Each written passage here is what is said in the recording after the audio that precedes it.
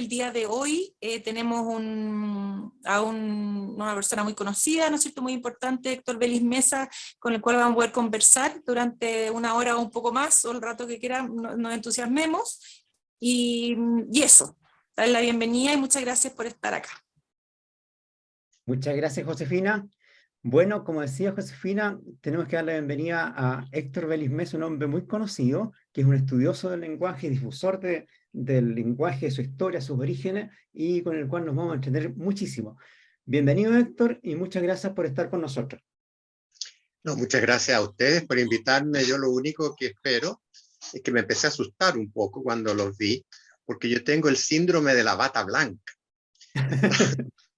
Entonces, cada vez que me encuentro con un médico me sube la presión. Hace poco me tuve que intervenir en la clínica Santa María y no lograron bajarme la presión. Finalmente procedieron y se dieron cuenta que tengo el síndrome de la bata blanca y acabo de ver varios médicos por ahí. Bueno, pero no te asustes, trataremos de que no te suba la presión.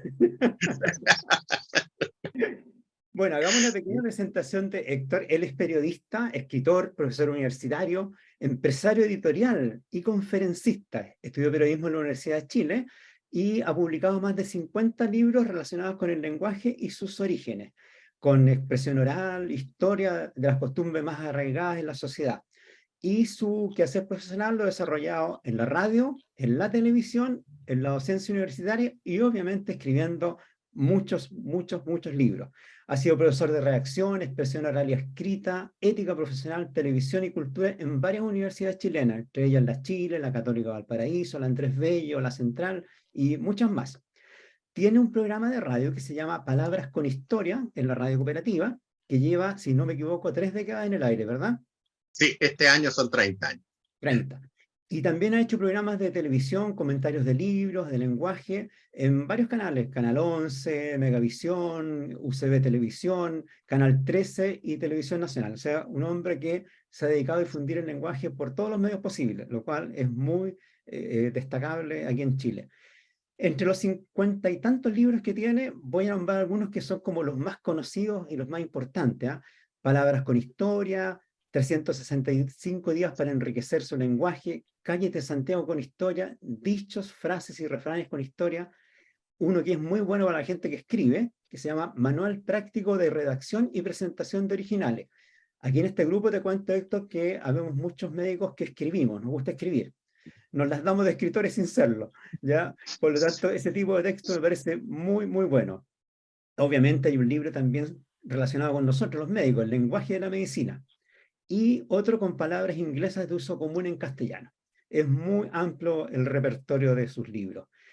Ha sido distinguido como mejor profesor de la Escuela de Periodismo en la UNAP, recibió el premio a la trayectoria de la industria del libro otorgado por la Cámara Chilena del Libro.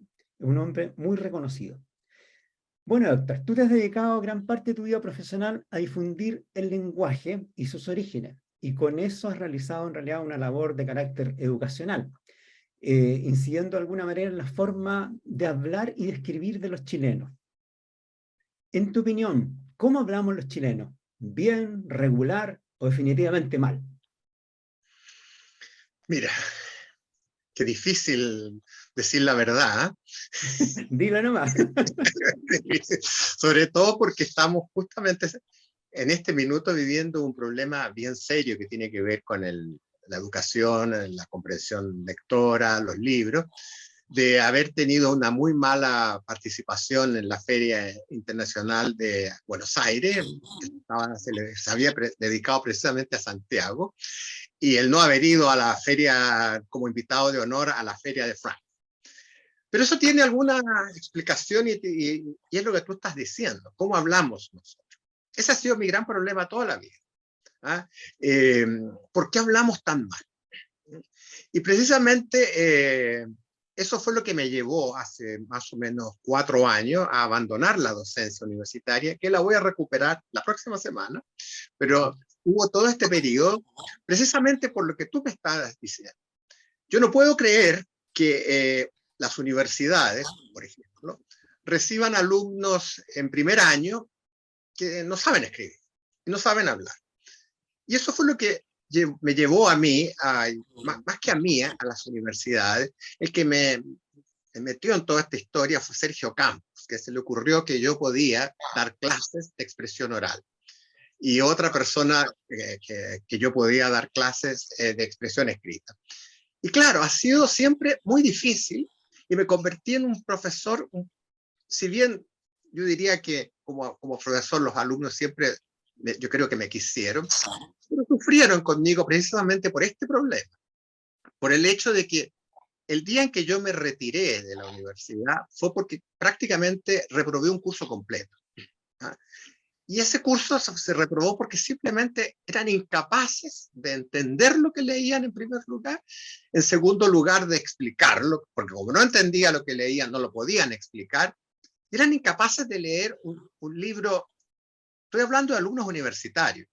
Yo estudié en el Instituto Nacional y yo recuerdo que en primer año humanidades, yo ya tengo 73 años, en primer año de humanidades, todavía no existía lo que se llama hoy día la educación media, todos queríamos llegar a ese curso porque empezábamos a leer. Y recuerdo que la primera lista que me dieron tenía 18 títulos que había que leer durante el año, 18 títulos. Yo en un semestre con suerte lograba hacer que leyeran 3 o 4 libros. Y nunca llevé un libro complicado, simplemente busqué los libros más sencillos que ellos pudieran entender y no los entendían, era muy difícil. Entonces, este curso, se llamaba Comprensión Lectora, que era un ramo como para que los alumnos pasaran de curso, para que además lo pasaran bien leyendo, se convirtió en una pesadilla, como se convirtieron en una pesadilla varios de mis otros ramos, como expresión escrita, expresión oral, incluso ética. Cuando hice el ramo de ética, nunca se me va a olvidar que el decano me llamó, el decano era de la Facultad de Economía, que necesitaba que un profesor de ética, pero me dijo lo siguiente: te voy a pedir un favor, sáltate a los griegos, de Platón para sáltatelos en tu clase. ¿Y qué quieres que yo enseñe? Enséñales a no mentir, enséñales a no robar. Entonces, como si eso se enseña en la casa, le dije yo. Pero por eso queremos que tú vengas para acá, pero que te saltes todo lo otro, porque no te lo van a entender, pero sí van a entender. Y tenían toda la razón, porque cuando yo hacía pruebas, y las pruebas en ética tenían que ver con casos, yo les ponía un caso, cómo ellos iban a actuar, siempre robaban, siempre se quedaban con el vuelto, siempre hacían lo malo, hasta que uno descubrió que tenían que hacer exactamente lo que no iban a hacer en la vida real, y ahí pudieron pasar del curso. Pero no es que hayan cambiado sus hábitos. Entonces, todo eso tiene que ver con el lenguaje. Es decir, ¿dónde aprende uno a hablar? En la casa. Yo hace algún tiempo, yo estuve en algunos reality, y siempre mucha gente se ha extrañado porque yo acepté ingresar a un reality, no como concursante. El primer reality yo fui precisamente porque la Universidad Católica se preocupó por el lenguaje de los participantes. Entonces decidieron que entrara alguien a hablar con ellos de lenguaje, que fue el primero que se hizo en Chile, en el Canal 3, Protagonistas de la Fama. Y yo el impacto de la entrada mía fue precisamente que fui a hablar de lenguaje con ellos. Pero antes los hice que se escucharan.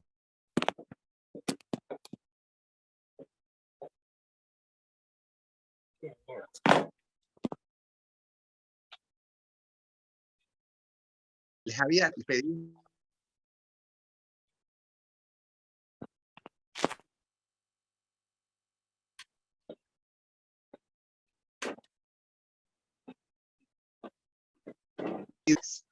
como hay extranjeros, hoy día les cuento que los flights son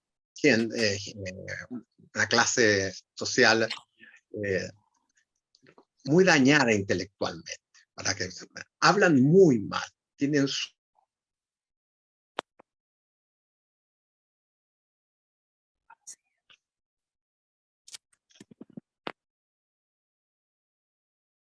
su propio lenguaje.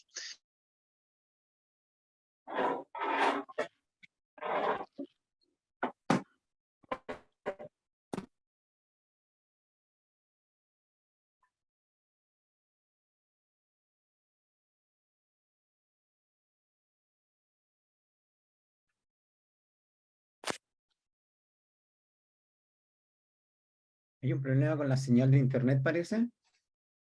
Sí, yo también creo, no sé qué podemos hacer. Sí, porque está, de hecho, no sé si ustedes ¿escuchan a Héctor o no? No, No, No, no, ahí salió, parece que tiene sí, problemas con su señal, sí, sí, pero me imagino que va a entrar de nuevo. sí. ¿Me Ahí sí, escuchan ahora? ahora Sí, sí, sí, sí, ahora claro. sí. se había Claro. perdido la señal. ¿Ustedes se acuerdan de una comedia musical que se llama My Fair Lady? Sí, Profesor Higgins, ¿no es cierto? Ella le enseña a hablar a Elisa Doolittle y le va bien. Bueno, yo quise ser el profesor Higgins. ¿Ah? El problema, me lo dijo una de las niñas que participaba, es que ella en la noche se iba a su casa. Entonces, todo lo que le enseñaba durante el día se perdía en la noche. ¿Ah? exacto. Entonces, era imposible. ¿Y por qué al profesor Higgins le fue bien con Elisa Doolittle? Precisamente porque ella se va a vivir con él y la saca de su ambiente. Pero eso no lo podíamos hacer nosotros. Era imposible acá, claro. Era imposible, claro. Ahora tú dijiste algo Y muy sigo importante. creyendo que se puede cambiar. ¿Eh? Ya. Tú dijiste algo muy importante en relación al lenguaje y a la lectura, ¿ya? Que la lectura es el soporte también para poder conocer el lenguaje y hablar mejor. Lamentablemente, así como hablamos mal, creo que también leemos poco y entendemos poco. Y hay muchos estudios que lo confirman. ¿Cómo crees tú que se puede mejorar ese hábito de lectura y por ende el lenguaje en nuestro país? ¿De qué manera? Mira, yo con un empresario del libro estoy trabajando sobre este tema, porque yo creo que el daño es casi irreparable, ¿ah? Que se ha hecho. A ver, ¿qué es lo que ocurre? ¿Por qué lee uno? ¿Ah? Uno lee porque en la casa de uno leía. Yo crecí en un hogar donde había libros. Pero no solamente había libros, sino que había una madre que leía. Mis padres se separaron cuando yo era muy chico. Y era una madre que tenía que trabajar para que sus hijos estudiaran, pero ella siempre se daba el tiempo para leer, ¿no? Por lo tanto, uno creció viendo leer. Y llegó un momento, en mi caso yo en ese caso soy un caso raro, porque como no me gustan los deportes, y no era de los que salía a jugar fútbol, no era de los que salía a andar en bicicleta porque salía solo, pero en el verano yo me leía un libro diario. Y partí por los libros para niños, y me acuerdo que en algunas vacaciones, en lugares donde no tenía acceso a librería, terminé leyendo unas novelitas de cowboy de Marcial Lafuente Estefanía, porque era lo único que conseguía en un kiosco que había en Iloca. ¿Ah? Pero era una necesidad imperiosa, pero yo ya había pasado por todo Salgari, Verne, el mundo de Amici, incluso muy temprano yo empecé a leer, digamos, bajo la guía de mi madre, por ejemplo, a Somerset Maugham, El filo de la navaja, y yo debo haber tenido 14 años cuando lo leí. Incluso leí Servidumbre Humana, que posiblemente lo conozcan ustedes porque el protagonista es un médico. Y lo leí muy joven, que se enamora de una mujer muy mala además. ¿Ah? Pero podía leerlo, pero sí era importante que detrás de todas esas lecturas había una guía. Esa guía era mi madre. ¿Ah? Pero cuando uno llega al colegio, y por eso es que es irreparable lo que me acaban de preguntar. ¿Por qué? Porque muchas madres, padres se acercan a hablar conmigo y me dicen, profesor, ¿qué hago para que mi hijo lea? Y yo le respondo, ¿y usted lee? No, me dice, yo no tengo tiempo para leer. Entonces, ¿por qué sus hijos van a leer? ¿Ah? Si usted no les demuestra que leer es un placer, por ejemplo, ¿no? Que para mí siempre ha sido un placer leer. ¿Ah? Incluso ahora yo estoy sorprendido que siendo un hombre de libros de papel, haya conseguido pasar al libro digital. ¿Ah? Pero obviamente, y que yo lo disfruto igual que un libro en papel. Es decir, hoy día me cuesta mucho leer un libro en papel. Uno se Prefiero el acostumbra libro después al digital. digital. ¿Ah? Se También acostumbra lees al digital. Sí. si no, uno se acostumbra de tal modo, sobre todo a la edad que yo tengo. Por ejemplo, Posteguillo. De repente descubrí a Posteguillo porque a mí me gusta la historia de los romanos. ¿Ah? Y empecé a leer a Trajano, César ahora, Tito, qué sé yo, todos los emperadores. ¿Ah? Pero ¿cuánto pesa un libro de Posteguillo? Un día lo pesé, pesan casi 2 kilos. Entonces, 600 páginas por lo menos. Claro, ¿ah? Entonces, era muy pesado. Entonces, ahí fue donde descubrí que en el Kindle pesa 160 gramos, es muy sencillo. Claro, pero uno lee, uno habla, uno escribe, porque alguien se preocupó que uno hiciera eso. ¿Ah? Pero hoy día, ¿quién se preocupa? ¿Ah? Yo veo que los padres no leen, incluso algunos padres ya fueron alumnos míos, entonces los conozco desde hace mucho tiempo. ¿Ah? Pero el colegio tampoco. Una vez un alumno se me acercó y me dijo, ¿sabe cuál es el problema con usted, profesor? Es que usted cuando hace una prueba le gusta que le contesten lo que usted pregunta. Entonces yo me reí y ¿no es eso una prueba? Le dije, no, me dijo. Lo que ocurre es que en el colegio a uno le hacen una prueba y uno por el solo hecho de contestar, me dijo, tiene medio punto. Y si la respuesta es mala, no importa, es por el esfuerzo de contestar. Y usted quiere que le contesten bien, me dijo. Bueno, de eso se trata. Era mucho pedir. Era mucho pedir que contestaran. No, ellos bastaba que escribieran nomás, por haber hecho el esfuerzo de escribir. Podían contestar cualquier cosa, y eso era medio punto. Entonces yo escuchaba todo eso, y respondo lo que me preguntan. No veo cómo se puede arreglar este problema. Fíjate que de repente salen estos genios que dicen, ya, muy bien, vamos a inyectar dinero para que los escritores puedan publicar libros. Yo fui 10 años miembro del directorio de la Cámara Chilena del Libro. Y antes, varios años, 5 años, había sido gerente de la Cámara Chilena del Libro. Y también fui uno de los gerentes, los primeros gerentes que hizo la Feria del Libro, la que partió ahí aquí cerca donde yo vivo, en el Parque Forestal. ¿Ah? Claro, entonces yo sé de lo que estoy hablando cuando digo que darle dinero al escritor para que publique un libro, en este minuto puede ser simplemente botar el dinero porque nadie va a leer ese libro. Entonces lo que primero tenemos que hacer es que la gente vuelva a leer y ahí démosle el dinero para que publiquen los libros. Ahora, yo entiendo que la labor del Estado no es regalar libros, aunque lo hizo Kimantú.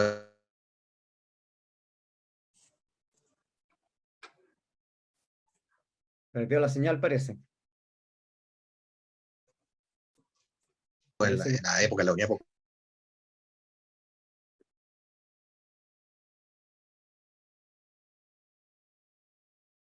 Tu señal es inestable, Héctor. Que el antiguo Instituto Nacional, quiero aclarar, no el de No el ahora. actual. Claro, sí uno aprendía, es decir, esa gente, esos padres, esos profesores, no existen hoy día. Entonces no sé cómo hacer eso. Entonces, hacer una campaña para que la gente lea. En realidad. Claro, uno dice, hagamos una campaña en televisión para que la gente lea. Pero no sé, hagamos entonces una también para comer chicles, cualquier cosa así. No es eso. Mira, los hábitos son como una segunda naturaleza. Si tú no los creas cuando es joven, yo siempre pregunto, ¿por qué se lava usted los dientes? Bueno, porque te dan una explicación, que la placa, toda la cuestión de bacterias. Y yo le digo, no, usted se lava los dientes por una sola cosa, porque le enseñaron a lavarse los dientes desde chico 3 veces al día. Es una cuestión de hábito, en realidad. Eso es. Bueno, por el libro es lo mismo. Eso mismo, claro. Bueno, esto de hablar mal no es solamente, o sea, es bien transversal, diría yo, ¿ya? Y se ve también en los medios de comunicación, o sea, de repente uno se encuentra con algunas barbaridades que en los medios dice, pero ¿cómo? Se supone que ellos deberían hablar bien, se supone. Yo quiero mostrarte algunas frases que seleccioné que son como muy frecuentes de escuchar, para que tú me digas dónde está lo malo de esa frase, por qué es incorrecta, ¿ya? Partamos con una bien utilizada especialmente en el invierno. Se acerca un frente de mal tiempo. ¿Es correcta esa expresión o no? Sí. Los que me odian por esa explicación son los que anuncian los frentes de mal tiempo. Como he trabajado tanto tiempo y sigo trabajando en la televisión, Entonces, me recuerdo más de alguna vez haberme acercado y haberle dicho a la persona del tiempo, ya, es suficiente que digas que se acerque un frente nomás, ¿eh? Porque no existe el frente de buen tiempo. Los frentes se trasladan de un lugar a otro. Esta expresión nace de los frentes en la guerra, los frentes que se trasladan de un lugar a otro. Entonces, yo nunca he sabido que viene un frente de buen tiempo, es decir, viene el sol para acá. No, los frentes se mueven. Por lo tanto, en la definición está la de frente. Dice que no es necesario decir que es de mal tiempo ni de buen tiempo. Decir de buen tiempo es una barbaridad añadida. Una barbaridad, exacto. Hay esta expresión muy socorrida, te voy a leer la frase. El edil de Valparaíso dio cuenta de la gestión del municipio a su cargo. Claro. Entonces, uno debería decir, ¿por qué el concejal está haciendo esto? En circunstancias, porque la palabra edil significa concejal, no significa alcalde. Exacto. Yo esto lo he conversado con alcaldes y le he preguntado si ellos saben que la palabra edil significa concejal. Curiosamente, todos me han dicho que sí saben. Entonces, ¿por qué tú mismo te llamas el edil? Le digo. Porque yo te escuchaba así, nosotros los ediles. ¿Y qué quieres que haga? Me dijo. Si la gente entiende, cree que edil significa alcalde. Claro, entonces, está muy arraigada esa palabra. Claro. Otra expresión que me llama la atención, el presidente de la República detenta el poder ejecutivo. Mira, que yo sepa, desde que que existo, solamente uno lo ha detentado. Porque la palabra detentar significa usurpar. Entonces, por eso que digo yo, solamente conozco uno que realmente detentó el poder, el resto han sido elegidos democráticamente, por lo menos desde que yo existo, desde el año 49. Entonces, yo a veces también he hecho mención, ¿y por qué? Incluso gente allegada a los presidentes, sobre todo a los últimos, usan esta palabra con toda tranquilidad. Y lo que están diciendo es que usurpó el cargo. Es decir, detentar es usurpar. Exacto. Otra frase que se escucha a menudo. El cantante cautivó al público con su pachorra. A ver, de una vez a un alumno mío que tenía un programa, le dije, ¿por qué tú siempre cuando presentas a uno de tus invitados lo ofendes? Le dije, ¿por qué, profesor? Me dijo, ¿cómo voy a estar ofendiendo a mis invitados? Claro, lo dices con toda tranquilidad. Ahí viene con su pachorra entrando al estudio. Pachorra significa flojera, le dije yo. Desgano. ¿Ah? Y me quedan mirando, me dice, pero que no puede ser, me dice. Es que es así, le dije. Anda al diccionario. ¿Ah? Hay gente que no me cree y van al diccionario. Mira, la gente, no sé por qué cree cosas que alguien les dijo. Ese es el otro problema que tenemos. Es que nosotros no averiguamos si lo que estamos diciendo es o no es verdad. Una vez yo tuve la mala ocurrencia de decir que Adán y Eva, cuando cubrieron sus desnudeces, lo hicieron con hojas de higuera. Casi me mataron. Me escribieron que cómo podía haber dicho una brutalidad como tal. Entonces, pero lean la Biblia. No eran hojas de parra. Nunca fueron hojas de parra. Jamás. Jamás. Siempre fueron de higuera, que además la hoja de higuera es más grande. Claro. Claro. Hay muchas cosas que la gente cree y repite sin saber si son correctas o no, lamentablemente. La famosa manzana, nunca en ninguna parte dice que fue la fruta del árbol prohibido fue una manzana. Nunca, jamás. Busquen en la Biblia, díganme en qué parte. Salvo les dije que sea una Biblia de cuneta. Claro. Por esas no respondo. Hay otra frase que quizá aquí la diferencia es más sutil. El tránsito está lento en la ruta 68. Claro, lo que pasa es que ahí tenemos otro problema nosotros, es cuando es el significado que le podemos dar a las palabras. En algunos lugares podría decir el tráfico, podría ser. Claro. Claro. Claro, a ver. Estos problemas tal vez no los teníamos antes, porque hablábamos entre nosotros, ¿no? ¿Ah? Claro. Entonces, como hablábamos entre nosotros, nos entendíamos. Pero ¿qué pasa cuando el fenómeno de las migraciones no es que sea nuestro, es mundial? Entonces, hemos tenido acceso a otras maneras de decir las cosas. ¿Ah? Ya.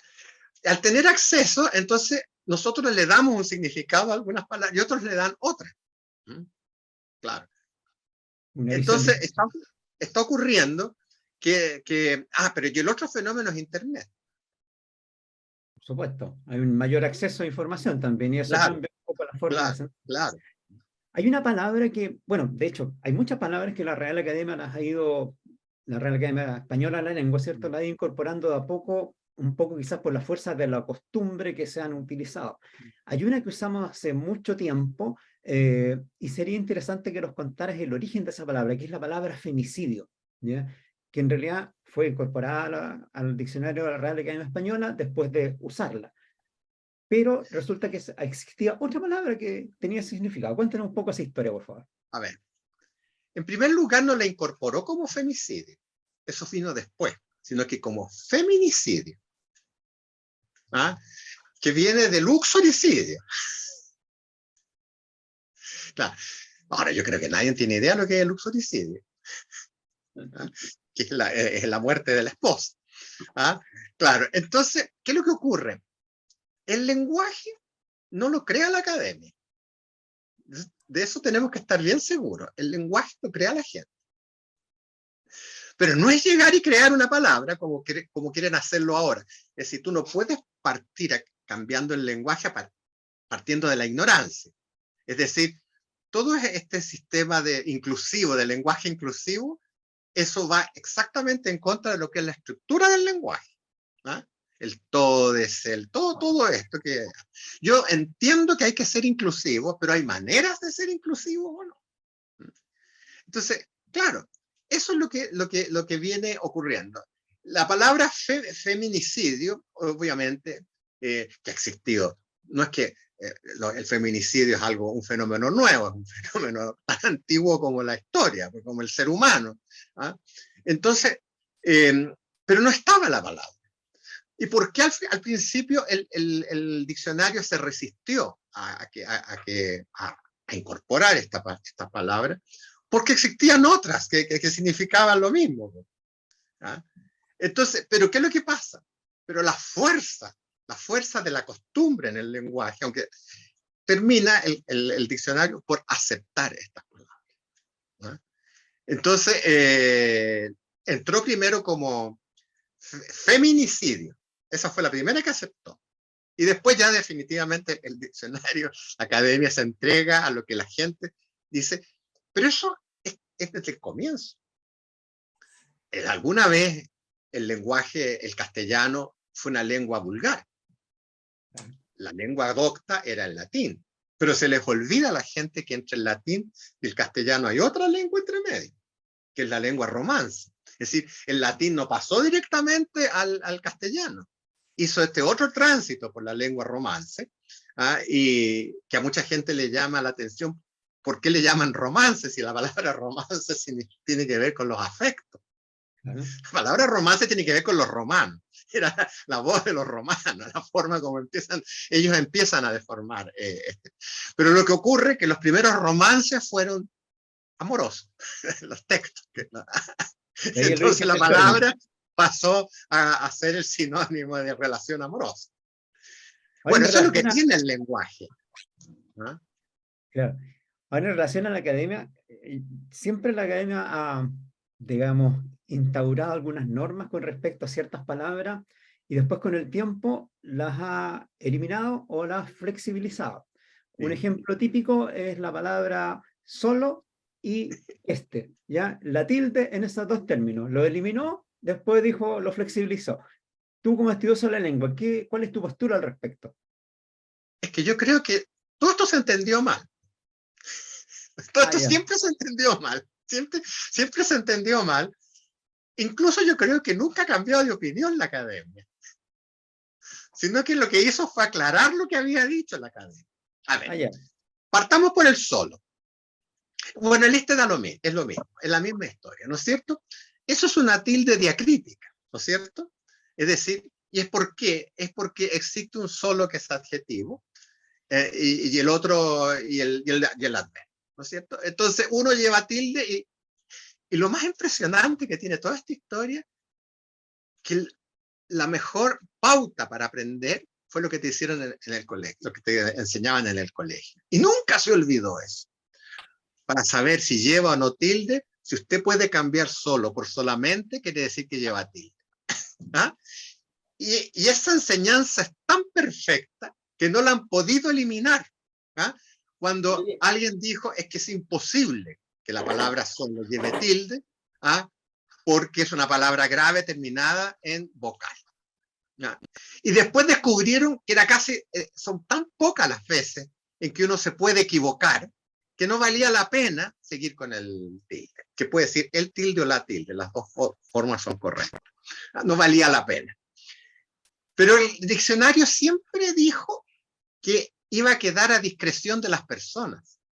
Eso es lo que nunca se entendió. Entonces, ahora que se le ocurrió clarificar la explicación, quedó este mare magnum, y por supuesto nadie entendía nada. Yo creo que la academia no cambió la explicación. Siempre fue posible escribirlo de las dos maneras. Hoy día el tilde es a gusto del consumidor, igual que con el él y el. El esto no lo lleva, pero es igual. Yo creo que nunca fue oficialmente eliminado el tilde. Simplemente le dijeron, si usted no quiere usarlo, no lo use. Y no va a ser falta de ortografía. Parece que el problema fue de la redacción de la norma. Bien. Ese fue el problema. Bueno, veamos ahora un poco de historia. Tú tienes un libro que se llama Calles de Santiago con Historia, en que muestras el origen de los nombres que tienen varias arterias de la capital. Revisemos algunas que son las más llamativas desde el punto de vista de sus orígenes. La calle Agustinas, ¿por qué se llama así?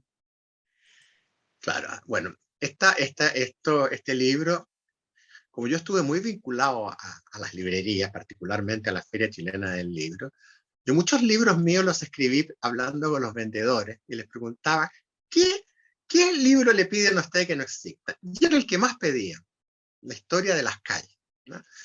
Y ahí entonces, de hecho tengo un podcast en Radio Cooperativa, que es la versión radial del libro, que es mucho más. Y ahí viene, por ejemplo, la historia de la calle Agustina, que está relacionado con la iglesia de San Agustín, donde estaba el convento de las Agustinas. ¿Ah? Y la iglesia de San Agustín no es lo que hoy día nosotros conocemos, sino que era muchísimo, en los terrenos de las Agustinas, eran muchísimo más grandes y llegaban hasta la Cañada. Es decir, la Cañada era la Alameda. Y llegaban, tomaban la calle Estado, tomaban parte de la calle Ahumada, era muy grande todo eso. ¿No?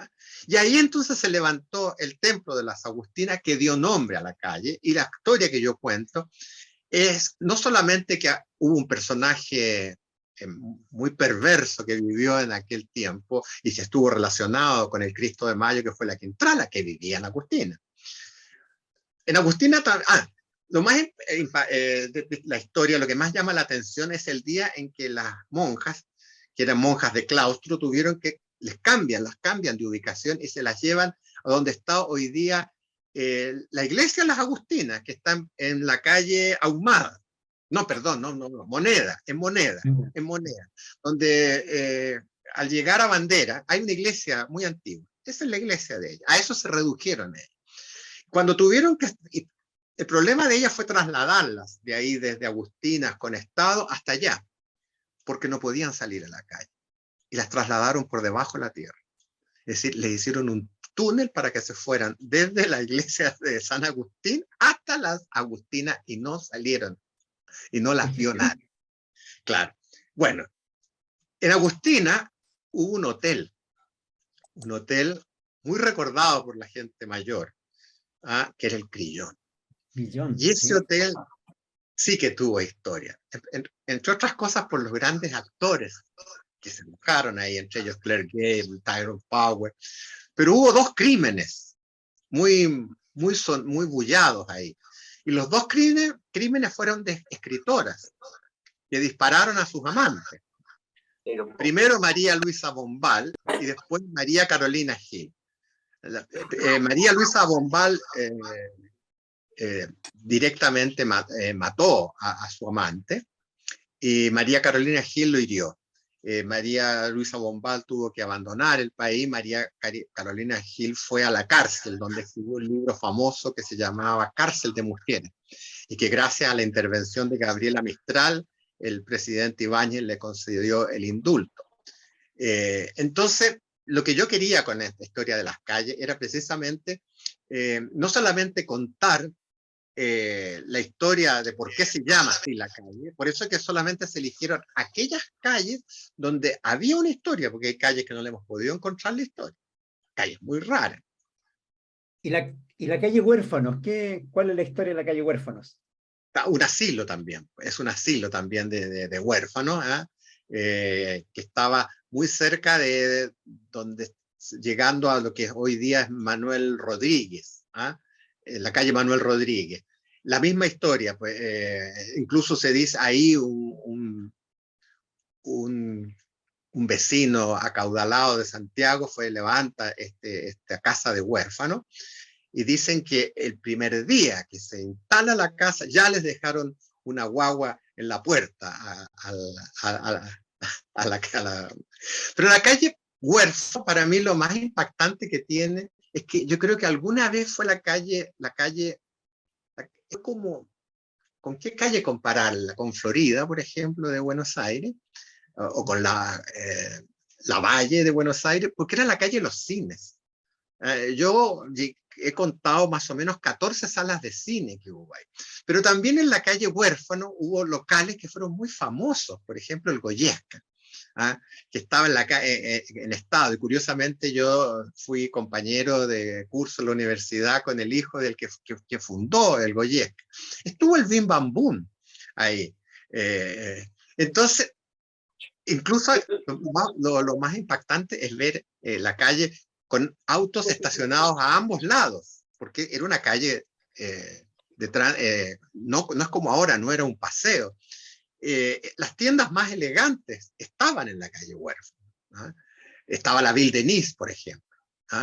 Estaba la Casa Maxwell, la Casa Flaño, estuvieron ahí parte. Ahí estuvo Gatti Chávez. A mí cuando yo era chico me llevaban a tomar once a Gatti Chávez, que hoy día es la Galería España, el edificio España. Entonces, restaurantes, el Bellevue, que estaba en los altos del Astor, entonces el Hotel Victoria, que ahora lo van a convertir, parece, va a dejar de ser oficina, y se va a convertir en edificio de departamentos habitacionales. Entonces, eso era lo que quería. Una calle con mucha historia. Esa es una de las calles que más historia yo le encontré a la calle Huérfano. Ahora, en relación a las calles, hay algunos términos que tienen relación con la ciudad y con las calles. En particular, hay uno que me llama la atención, que es la palabra arteria, con la cual designamos a una calle, una vía. Pero ese tiene un origen bien especial y está relacionado también con nuestra actividad como médicos. Cuéntanos un poco la historia de eso. Yo lo que tengo entendido es que las arterias, originalmente, es una palabra que dice que transporta aire. Y lo que transporta es sangre. Porque originalmente se pensó que era eso lo que transportaba. Pero ¿qué es lo que ocurre? Que la palabra con el tiempo creo que se asentó tan bien que ya después fue imposible cambiarla. Pero además, yo no conozco a nadie que conozca el origen de las palabras, salvo algunos eruditos, algunos grandes lectores de libros. Entonces, hoy día, a nadie le podría llamar la atención eso. Es como este músculo que se llama el lagarto. Claro. Claro. O la palabra músculo, que significa ratón. Mus en latín. Claro. Bueno, pues eso me llevó a escribir el lenguaje de la medicina. Bueno, hay algunos términos también que uno no sabe que tienen una relación muy estrecha en su origen. Hay dos palabras que me llaman la atención: testamento y testimonio, que uno pensaría que no tienen ninguna relación, están relacionadas entre sí y con otra más. Explícanos un poco eso. Mira, esa palabra testimonio y testigo, testigo, testimonio, testamento. Claro, yo siempre en clases, yo le enseñaba a los alumnos cómo se puede llegar a la etimología de una palabra. Entonces descomponíamos las palabras, ¿eh? Entonces las que tenían un prefijo, las que tenían un sufijo. Entonces yo me acuerdo que con la palabra testigo y testimonio, yo le preguntaba a mis alumnos, dígame, ¿de dónde viene esta palabra? Entonces empezaban testi, testa, tasta, empezaban a dar vuelta a todas las posibilidades que podía tener el origen de la palabra testimonio y testigo. Pero siempre en las clases hay un chistoso, ese que se sienta al final de la... Y ese, para callado, decía testículo, decía. Entonces algunos se reían atrás, entonces yo, que tengo muy buen oído, perdón, ¿qué es lo que dijeron ahí atrás? No, no, nada, profesor. No, no, no, si yo escuché algo. No, no, nada, profesor. Entonces yo ya lo tenía identificado. Ven para acá. Ponte aquí, adelante. Dime, ¿qué dijiste? Y se deshacían disculpas. Perdón, profesor, no quise faltarle el respeto a mi clase, no quise faltarle el respeto a usted. ¿Pero qué dijiste? Testículo. Esa es la respuesta. Pero ¿cómo va a ser testículo la respuesta? Esa es la respuesta, pues hombre, si no te estoy retando, te estoy felicitando por haber descubierto el origen de la palabra testimonio. Entonces me quedaban mirando, ¿y qué tienen que ver los testículos con la palabra? Es que los romanos, cuando servían de testigos, levantaban la mano derecha y con la otra, con la izquierda, se agarraban los testículos. Y de ahí nacieron todas estas palabras. Cuando se hacía un testamento, la misma historia. Entonces, claro,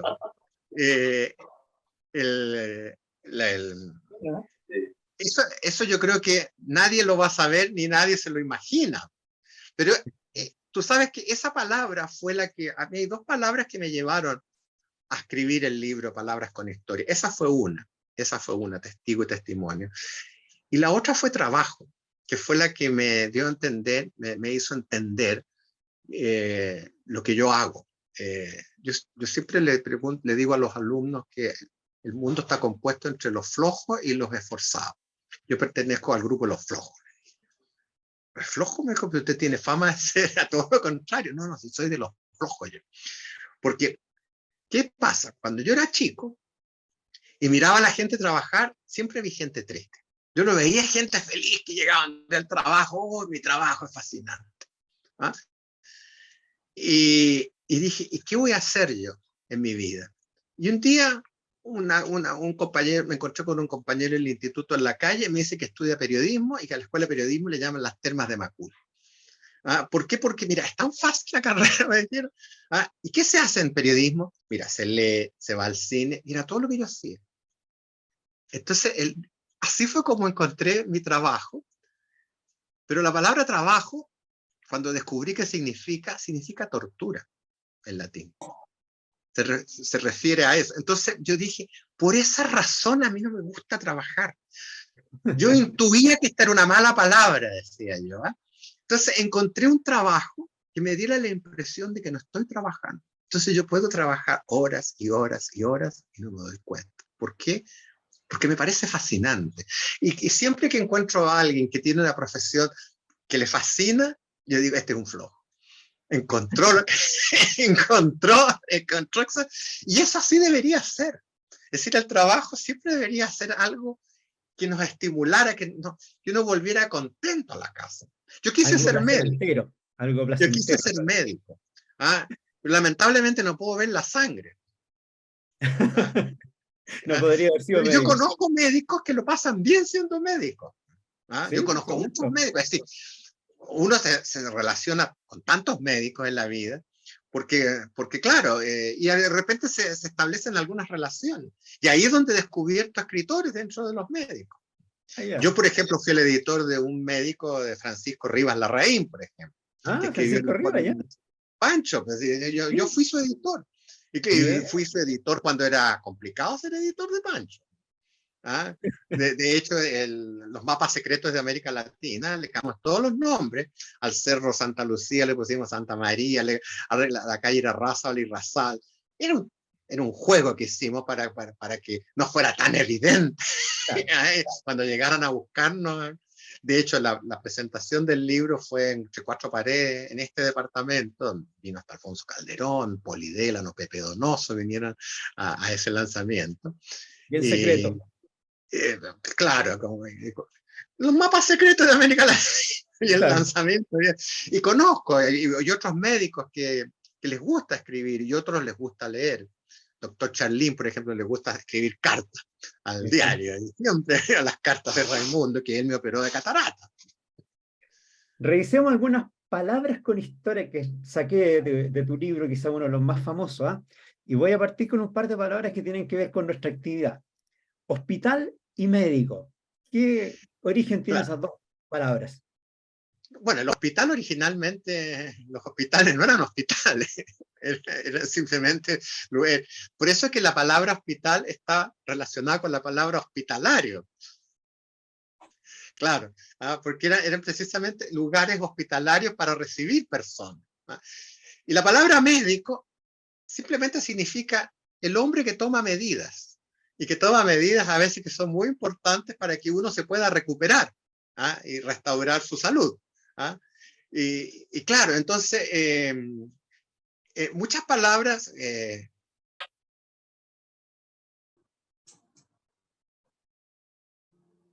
Perdió la señal, parece. en sus...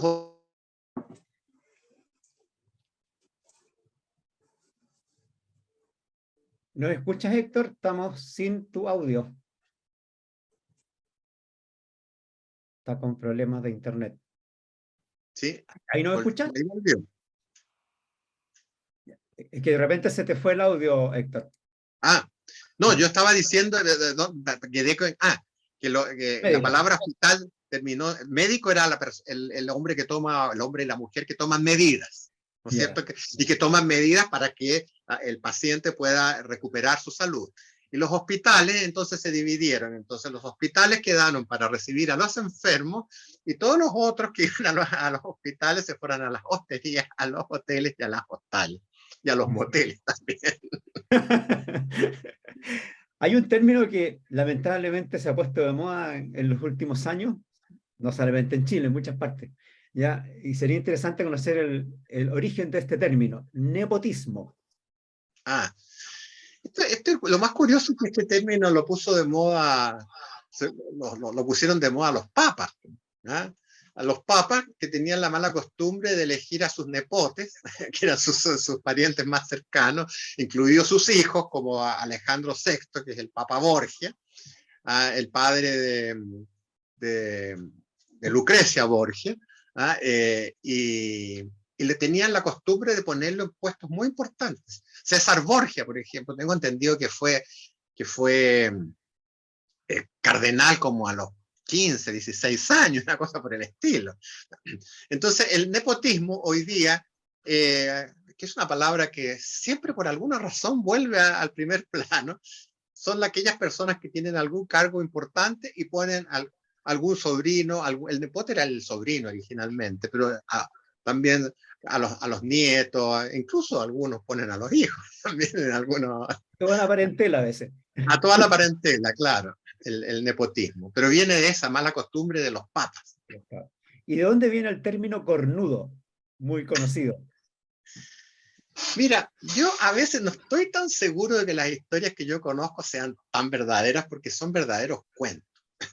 Pero tenemos que irnos a Bizancio con uno de sus emperadores, que tenía la mala costumbre de enamorar a las esposas de sus más allegados, de sus ministros, de la gente que era de sus colaboradores más cercanos. Entonces tenía esa mala costumbre de enamorarlos. Entonces cuenta la historia que él, para acallar o aplacar la ira de los maridos, cuando empezaba a seducir a una de estas mujeres, inmediatamente daba la orden para que se le entregara un coto de caza exclusivo al engañado.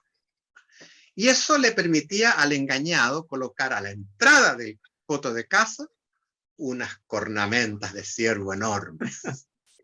Entonces, cada vez que la gente pasaba por uno de esos lugares, decía, ah, el rey sedujo a la esposa del dueño de este coto El de carne. cornudo. ¿Qué rey era? El cornudo. ¿Qué rey? Muy buena. Y hay una palabra que no se usa mucho, pero cuando se escucha a veces creo que se interpreta mal. La palabra vituperio. Ah, sí, por supuesto, muy mal. Pero yo lo más divertido que yo tuve la posibilidad de conocer los orígenes de esa palabra. Sí, el vituperio es esa crítica que se le hace a una persona un poco fuerte, lo de vituperior. ¿Ah? Le llamó la atención con fuerza, con dureza. Pero acá, si a uno lo invitan a un vituperio, que es muy raro invitar a un vituperio, yo siempre digo, si te invitan a un vituperio, ten cuidado, porque no vaya a ser un vituperio de verdad. Entonces llegues allá y te agarran a garabatos desde la puerta hasta el fondo, le digo yo. ¿Y por qué? Porque un vituperio es eso. Pero ¿por qué acá le dicen un vituperio a un picadillo, un cóctel, algo, a una comida informal, un trago y picoteo? Porque eso me lo contaron en el Happening con Jap, porque estaban haciendo un libreto y tenían que buscar un sinónimo de refrigerio. Y, pues, y encontraron vituperio, pero lo inventaron. No. Entonces, porque, el personaje que iba a decir la palabra era un vividor, que era Fernando Alarcón. Ah, Y eso me lo contó el propio Fernando Alarcón. Él me dijo, nosotros fue, y después cuando hicimos el libro en Rabani, nosotros, yo fui editor de las memorias de Rabani, nuevamente vuelve y cuenta esa historia, es decir, pero nunca pensaron que la gente, no, ahí viene el mal lenguaje, porque la gente creyó que significaba, que no entendieron el chiste. Exacto, exacto. ¿Ah? Creyeron que venía de un, claro, ¿sí? Y como pensaron que había usado bien la palabra, y era un chiste. ¿Ah? Era un chiste esa palabra. Entonces, el vituperio quedó hasta el día de hoy, cuando yo pregunto y les cuento lo que significa la palabra vituperio, no me pueden creer. Claro, todo el mundo se quedó con el término de una fiesta, un picadillo, una claro. cosa para celebrar. No, y no vaya a ser cosa que el diccionario un día te diga, agreguémosle la acepción. Claro, una segunda acepción, exacto. Claro. Hay un libro tuyo que se llama Dichos, frases y refranes con historia. Y ahí yo traje algunos que me llamaron la atención porque creo que son muy entretenidos de contar, que no solamente qué significa, sino que de dónde viene. Partamos con la famosa expresión a calzón quitado. Es que antiguamente a los niños en los colegios se les pegaba. ¿Ah? Se les da unas palmadas, principalmente en el traste. Entonces, cuando un niño se portaba mal, entonces lo llevaban a la oficina del director o de algún inspector, con el que cerraba la puerta y le hacía bajarse los pantalones, agacharse y le daban con una regla varios golpes. Entonces él, cuando salía, decía que tuve una conversación a calzón quitado con el director y todos entendían que le habían dado sus buenas palmadas en el traste. A poto pelado, como se dice normalmente. Genial. Hay una expresión que la hizo famosa hace algunos años atrás un presidente, que él, a propósito de una investigación, caiga quien caiga. ¿Dónde se originó esa frase? El caiga quien caiga es en un convento. Es en un convento. Esa es la del convento donde se enfermaban los sacerdotes. Entonces el médico les cambió la dieta. Entonces el abad dijo que no tenían el dinero para cambiar la dieta, entonces él habría pronunciado esa frase, el caiga quien caiga, decir caiga quien caiga enfermo, es decir, no iba a haber problema, claro. Bien. Y la frase echar una cana al aire. Mira, yo siempre he pensado que cuando conocí personas y es que cuando tenían que salir, por ejemplo, en plan de conquista, todavía se hace, uno se va a mirar al espejo, entonces se busca las canas y se las tira, las saca y las tira al aire. Entonces, claro, que era para parecer un poco más joven de lo que uno es. Hay una expresión que tiene un origen histórico, o sea, tiene varias presuntos orígenes. La expresión estar para la corneta. Claro. Yo ahí tengo mis dudas con el origen de estar para la corneta, porque hay una historia buena y una historia mala de la corneta. Mira, la historia buena es que en la guerra, en las guerras contra la Confederación Perú-Boliviana y la guerra del Pacífico, en los hospitales de campaña, en la mañana pasaba un médico visitando a los heridos.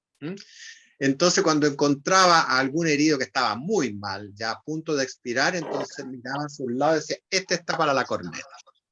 Y todos entendían que muy pronto lo iban a tener que sacar fuera del hospital de campaña, y iba a venir el clarín e iba a dar un solo de corneta para despedirlo. ¿Ah? Y esa explicación yo la he leído mucho, pero yo no creo en esa explicación. Yo no creo en esa explicación.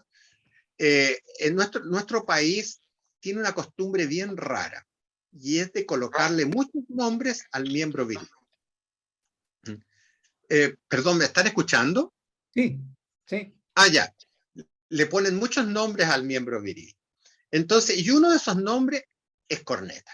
Entonces, cuando alguien dice, estoy para la corneta, está diciendo otra cosa. Estoy como aquel. Está muy mal. Estoy para la corneta. Entonces, yo me inclino, es como la famosa con plata baila el monito. También hay la historia para los niños es que antiguamente andaban los organilleros que iban por la calle y llevaban un monito.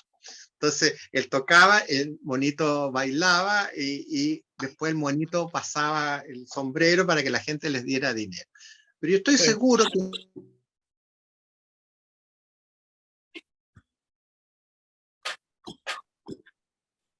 Se perdió el audio. no es esa la verdadera. Ahí se te perdió el audio, Héctor.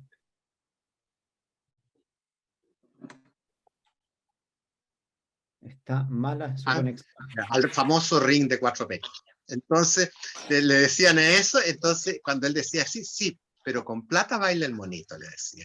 Y el monito entonces era en la contraparte de la corneta, para no llegar a ese lenguaje. ¿Qué significa o qué origen tiene la expresión tirar la casa por la ventana? Muy usada cuando uno hace una gran Sí, celebración. en España, no, y lo más curioso es que había gente que tiraba la casa por la ventana. Es decir, todos aquellos que se sacaban la lotería, el día que cobraban el premio, llegaban a su casa, abrían las ventanas y tiraban todo lo que tenían hacia afuera. Y lo botaban, los muebles, todo. Tiraban la casa por la ventana. Y compraban todo nuevo. Entonces, cuando se sabía que alguien se había ganado este premio, iban todos a ponerse frente a la casa cuando él empezaran a tirar las cosas por la ventana para recogerlas y llevárselas. Y regalaban todo lo que tenían, y todo lo que venía después era nuevo. Y de ahí entonces salió tirar la casa por la ventana. Es cuando uno simplemente vino un desmadre, una fiesta tremenda, donde se comió bien, se bailó hasta las 8 de la mañana, qué sé yo. Tiraron la casa, se tomaron hasta la molestia, qué sé yo. ¿Y cuál es el origen de la expresión cría cuervos y te sacarán los ojos? El cuervo tiene una particularidad, el cuervo, y es que le llaman la atención todo lo que brilla. Entonces, en el pasado, cuando había cadáveres encontraban cadáveres en el camino, y todo, siempre había cuervos que le estaban picoteando los ojos.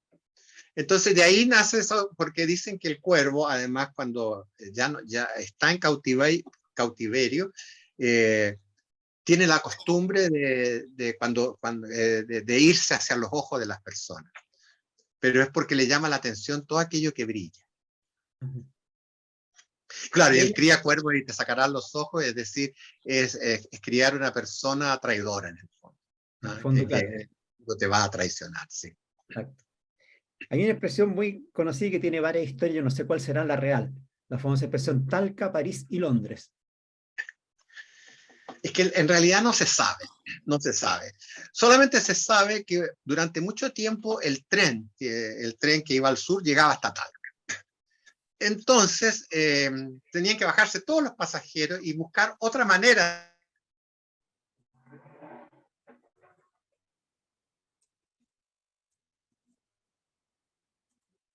Volvimos a quedar con el audio en silencio. De seguir hacia el sur.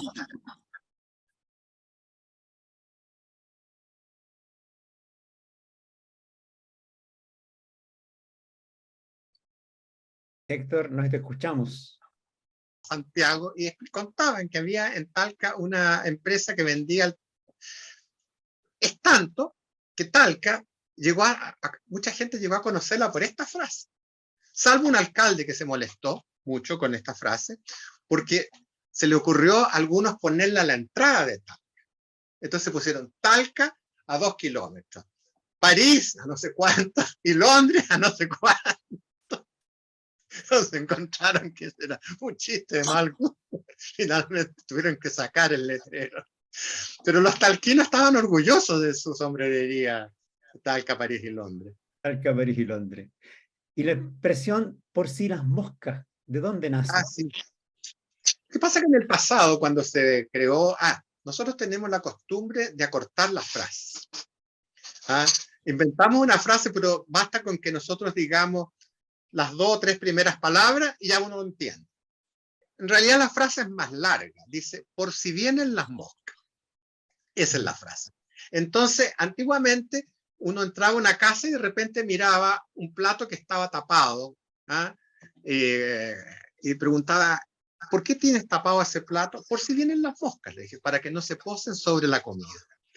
Y quedó como por si las moscas nomás, y se pierde digamos, la parte que le da sentido a la frase. Es como, come como sabañón. Yo no tenía idea que los sabañones comían. Y hasta que descubrí que la expresión come como sabañón se refiere a que la palabra comer también significa picar. Entonces, cuando alguien dice come como sabañón, es que pica como sabañón, porque los sabañones pican. Pero entonces, de ahí es donde se empieza a echar a perder el lenguaje. Peor es mascar laucha. Ahí claro. También tienes el mismo caso. ¿Cómo vamos a mascar laucha? Lo que se masca es la hucha. La hucha es como este monedero de cuero. Entonces la persona cuando no tenía plata mascaba el monedero de cuero para engañar el estómago. Entonces peor es mascar la hucha. Entonces, como decía, la hucha terminó en laucha. Pero es la hucha la frase original. Es deformación de la expresión al final. Se deforma, entonces pierde el sentido. Que esto no tiene ni pie ni cabeza, dice uno, esta expresión. Ahora, la expresión abogado del diablo, todos entendemos a qué se refiere, pero ¿de dónde se originó? Es que existe el abogado del diablo. Incluso hay una novela de Morris West que cuenta, el abogado del diablo, es decir, cuando la Iglesia Católica tiene que entrar a estudiar si una persona merece o no merece la santidad, entonces se nombran los que van a investigar y buscar todos los elementos, todas las pruebas que demuestran que esa persona hacía milagros. Pero la Iglesia nombra otro sacerdote, que es el abogado del diablo, que es aquel que va a tratar de destruir todas las pruebas que tienen los otros para demostrar que la persona es santa. Y si no logra demostrar eso, si no logra echar abajo las pruebas, la persona se convierte en santo. Pero el abogado del diablo es ese. El abogado del diablo es esa persona que existe, no como abogado, pero siempre hay alguien que trata de destruir lo que están haciendo el resto. Si no lo logra destruir, es porque eso estaba bien hecho. Si el abogado del diablo no logra demostrar que esa persona realmente lo que está diciendo no es verdad, no lo nombraban santo. Y por eso que el abogado del diablo existe hasta el día de hoy. Es una figura de la Iglesia. Hay una expresión campesina que es muy simpática, tiene una explicación que me parece bastante lógica. Tirar el poto a las moras. Claro. Hay dos historias de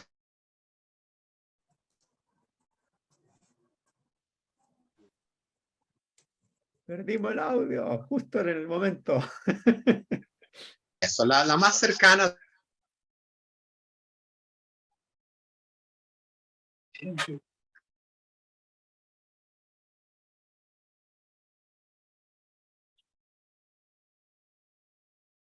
Hay otra que es más antigua y que tiene y habla con las famosas levas. Las levas eran cuando el ejército necesitaba soldados. Entonces mandaban al campo a buscar a los más jóvenes para enrolarlos. Principalmente esto ocurrió con las guerras contra la Confederación y la Guerra del Pacífico. Entonces, cuando llegaban los soldados a la distancia y alguien los veía, empezaban a gritar hacia el pueblo: tiren el poto a las moras, tiren el poto a las moras. Entonces, ¿qué significaba? Que todos los más jóvenes tenían que arrancar hacia unas especies de cavernas que habían hecho, que estaban ocultas por las moras. Entonces, para poder entrar a esas cavernas, había que entrar de espaldas para no dañarse el rostro. Entonces, con el traste hacia atrás, y ahí se metían estos chicos y se escondían. Cuando llegaban los militares, no podían entrar porque no sabían, y si llegaban a entrar quedaban con todo el rostro herido. Entonces el tirar el poto a las moras en ese caso era arrancar y huir. Pero hoy día se entiende como tirar el poto a las moras como arrepentirse. Arrepentirse. Es decir, por eso que el de la vaca, claro, se arrepiente y se va y deja el traste pegado a las moras para que el toro no pueda cumplir, satisfacer su necesidad. Genial, ¿eh? Genial. Bueno, hay un aspecto de tu vida que poco tiene que ver con la literatura, me imagino, y con el lenguaje, y que es tu gran afición por los gatos. ¿Estos felinos te sirven como medio de inspiración, como estímulo para tu trabajo? Mira, lo que pasa es que yo siempre viví con gatos. Siempre en mi casa hubo gatos, entonces me acostumbré que los gatos dormían arriba de las camas, y siempre fue una necesidad. Pero con el tiempo también los gatos, yo trabajé mucho en la televisión con brujos, porque la televisión siempre les traen estos brujos ahí que te leen el tarot, qué sé yo, te tiran las cartas, y recuerdo que en algunas oportunidades, por amistad, porque finalmente ellos eran parte de los planteles, venían a mi casa y siempre les llamaba la atención porque sentían que yo estaba siendo amenazado. ¿Ah? Y siempre decían que la amenaza, los gatos son los que atraen la amenaza hacia ellos. Y que se me empezaron a morir algunos gatos. Entonces, ya había una persona que estaba seguro que yo estaba amenazado por eso. Pero después que murieron 3 gatos, el cuarto en realidad se me caían. Eran gatos chicos que caían salían por una ventana trasera, se tiraban hacia un lugar donde había unas palomas y caían. Yo cerré todo eso. Y los brujos dijeron que los gatos habían muerto por mí. Yo pienso que después que cerré yo ahí, los gatos no se murieron porque no podían por dónde salir, nomás. Pero sí después me pasó con una amiga que estaba muy enferma y a medida que ella empezó a mejorarse, el gato empezó a morir. Y un día murió el gato y ella se salvó. Entonces siempre me quedó esa duda a mí. Pero en realidad yo creo que para mí los gatos me gustan porque encuentro que es un animal que nunca ha sido completamente domesticado. Y me encantaba esa independencia que tenía. Pero lo más curioso, que ahora yo ya no tengo ni gatos ni perros, porque también tuve perros. Lo más curioso de la historia mía con los gatos es que mis últimos gatos murieron y el que sobrevivió fue una perra. Y la perra ocupó el lugar de los gatos y después con el tiempo pensé, ¿cómo no descubrí antes a los perros? ¿Ah? ¿Cómo no descubrí lo maravilloso que son los perros? Aunque durante mucho tiempo convivieron los gatos con los perros, pero me encantó lo que significaba tener una perra. Pero ustedes que son médicos me van a entender mucho mejor lo que yo voy a decir. Nosotros hoy día estamos viviendo mucho. ¿Ah? De hecho, en mi familia quedamos muy pocos, pero los que sobrevivimos, nadie había sobrevivido tanto como ahora. ¿Ah? Y esos avances de la medicina también llegaron a los animales. Entonces los gatos y los perros, los gatos, por ejemplo, están viviendo del orden de los 20 años. A esa edad murieron mis gatos. Y los perros están llegando a los 16 años, 17 años. Mis perros murieron a esa edad. Entonces, como yo ya tengo 73 años, dije, es muy probable que si vuelvo a tener animales no me van a sobrevivir, es decir, me van a sobrevivir. ¿Ah? ¿Y qué va a hacer de ellos? Pero la solución llegó sola porque la naturaleza es muy sabia. Me mandó zorros. Me mandó zorros para, como yo pasé la pandemia en Ocoa, frente al Cerro La Campana, durante ese tiempo empezaron a llegar zorros a la parcela, a la casa. Y pese a que se nos dijo que no los alimentáramos, estábamos pasando por una sequía muy fuerte. Se le empezó a dar agua a los zorros, se le empezó a dar agua a los zorros, y después la comida de los perros se le dio a los zorros. Y descubrimos que el zorro es un animal omnívoro, maravilloso. Llegaron primero, es una pareja de zorros, estoy viendo ahí un perro maravilloso, entre paréntesis. Sí. Estoy viendo un perro maravilloso. Llegó una, son monógamos los zorros, tuvieron 3 zorritos, pero como todavía tenían desconfianza, lo mostraron cuando eran adolescentes, pero la segunda camada la mostraron cuando eran chiquititos los zorritos. Y lo más curioso que a medida que iban naciendo zorros, los que nacían se acercaban más a nosotros. Es decir, empezamos a estudiar el tema de los zorros. Se domestican en 6 generaciones. Los rusos tienen zorros. Los zorros viven en las casas, duermen en las camas con ellos. Es un animal maravilloso. Claro, entonces, pero estos no han llegado tan lejos. ¿Eh? Pero me acuerdo que los zorritos que crecieron allá, los chicos, salían con uno. Yo salía a andar en bicicleta y ellos salían detrás de las bicicletas. Pero nunca los tocamos porque ellos no conocen, no saben lo que es el cariño. Es decir, el gesto de tocarlo podrían malinterpretarlo. Pensar que es un ataque. Pero lo segundo que descubrí, que por mucho que uno les dé comida, no pierden el instinto de la caza. Son cazadores natos. El zorro es como perro en su forma, se parece a un perro, pero la costumbre de los zorros es la de los gatos. Los zorros suben a los árboles, saltan los enrejados, es un animal muy ágil y come de todo. Y una cosa curiosa, ¿Ah? yo descubrí en una entrevista tuya muy antigua que la mayor parte, o todos, tus animales de mascotas, gatos y perros, tienen nombres o tenían nombres de artistas de cine, con lo cual asumo que eres un cinéfilo. Claro, estuvo Greta Garbo, Katherine Hepburn, Emma Thompson. Lo más curioso de Emma Thompson, que fueron todos gatos recogidos. ¿Eh? Emma Thompson se le puso así porque en ese tiempo vivíamos en Talagante. Y un día, en Talagante, alguien descubrió a Emma Thompson. La descubrió en Talagante. Andaba en la calle Bernardo Higgins con Joan Jara. La viuda.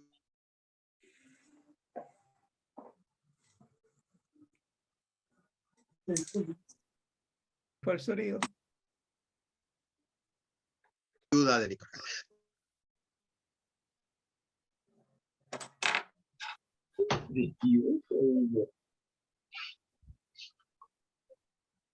Se fue el sonido otra vez, Héctor. Katherine Hepburn, el perro era Spencer Tracy. Y claro.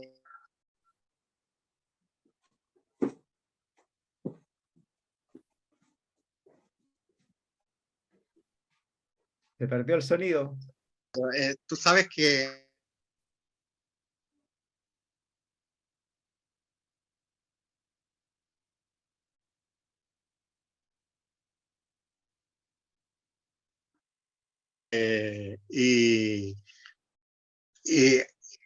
el único gato negro que tuvo nombre de blanco fue Vincent Price. Ah, porque era negro. Y Vincent Price hizo la película, los cuentos de Edgar Allan Poe, y uno de los más famosos, El gato negro. ¿Ah? Y es claro, Elizabeth Taylor, Maximilian Schell, Gregory Peck. Una cantidad de artistas hollywoodenses en tu... Pero nunca me dejaron ponerle Humphrey Bogart. Pero Ingrid Bergman fue la última. Ingrid Bergman fue famosa aquí en el barrio Las Tarrias, donde yo vivo, porque salíamos todas las tardes a caminar con ella. Pero todos los perros fueron quiltros y los gatos eran gatos quiltros. Adoptado. Yo soy fanático del perro mestizo. Bueno, Héctor, Y fanático del...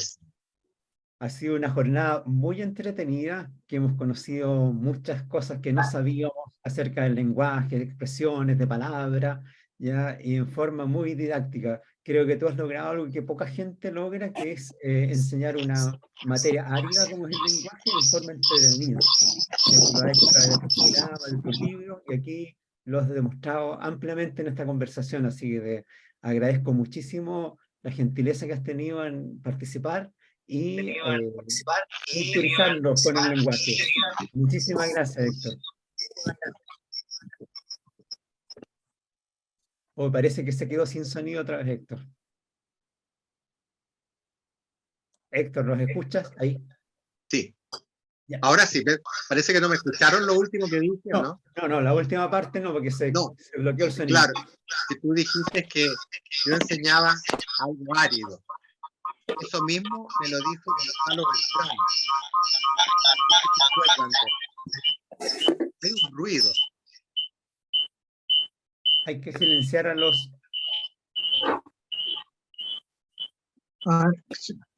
Me están viendo. Sí, ahí silencié a los que estaban... Claro. No, lo Ahí que sí. yo estaba diciendo que de esto de enseñar algo árido, Gonzalo Beltrán, el director de televisión de Los Estelares del Canal 13, que fue profesor mío en la universidad, me decía, yo no puedo entender cómo algo tan fome como el lenguaje tú lo convertiste en algo tan entretenido, y me llevaba a sus estelares.